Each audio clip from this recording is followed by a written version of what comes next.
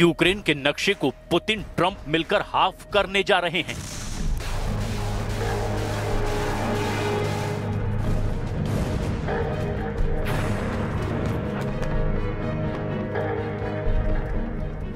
इसके बाद पुतिन अकेले कई देशों को साफ करने के सिग्नल दे रहे हैं।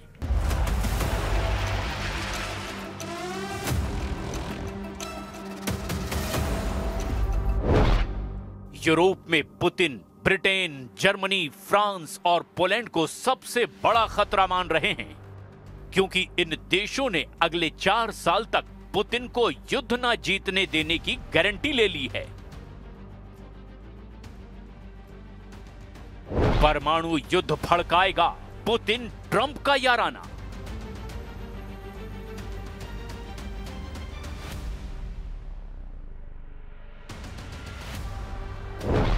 रूस को घेर कर जलाएंगे नेटो के 30 देश।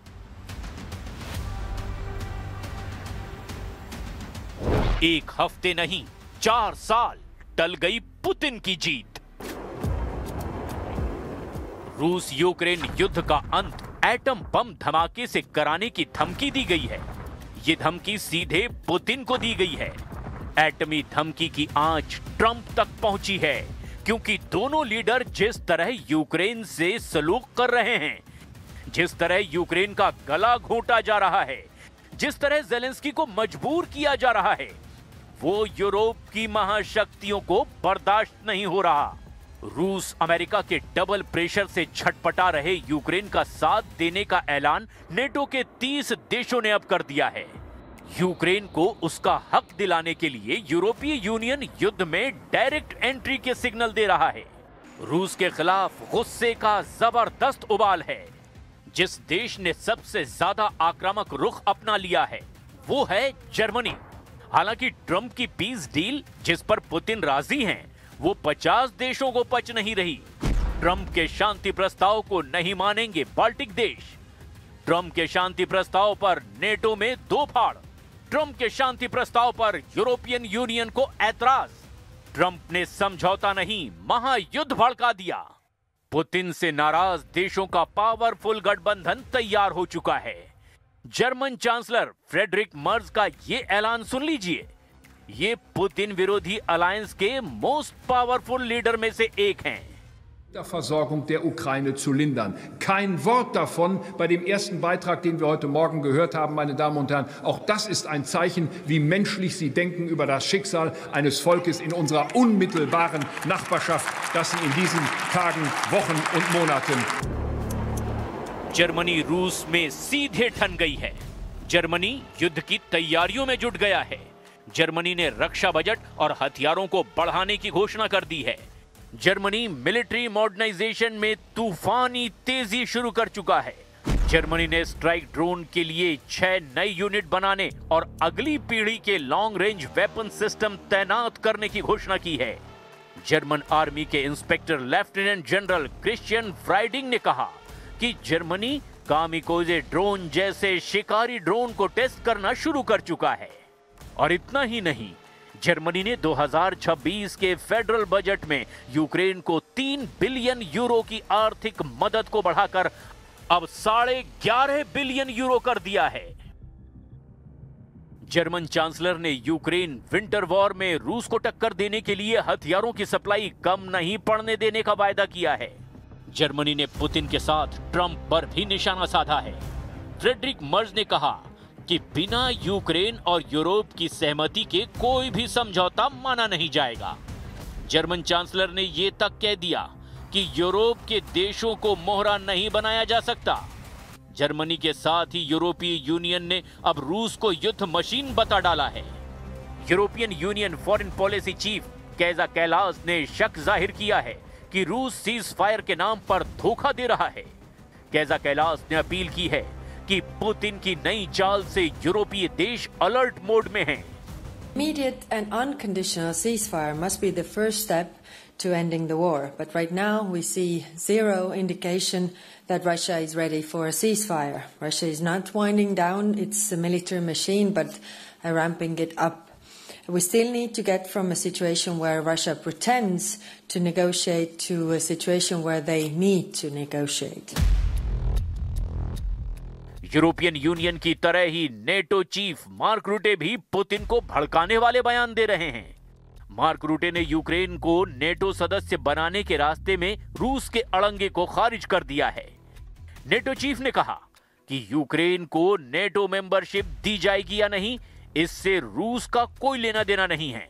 पुतिन के पास नेटो का कोई वीटो नहीं है जिससे वो तय करेंगे कि कौन नेटो सदस्य बनेगा और कौन नहीं। नेटो चीफ का ये बयान पुतिन का दिमाग खराब कर सकता है, क्योंकि यही सबसे बड़ी वजह है जिसने यूक्रेन रूस युद्ध शुरू करवाया।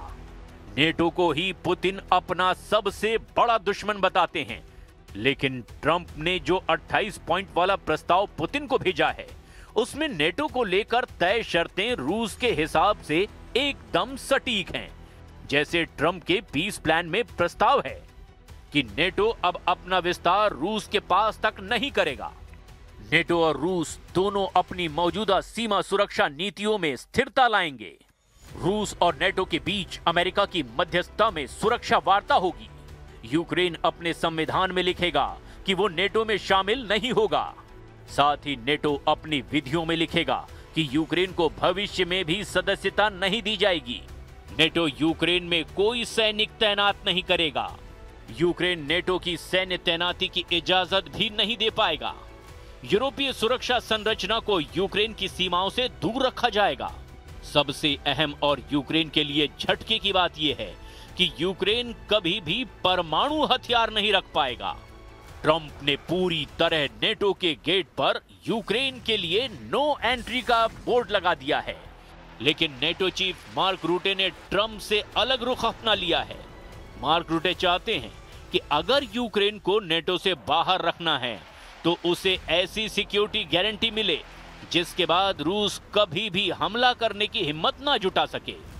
नेटो चीफ मानते हैं कि रूस यूक्रेन युद्ध खत्म होने के बाद भी खतरा टलेगा नहीं।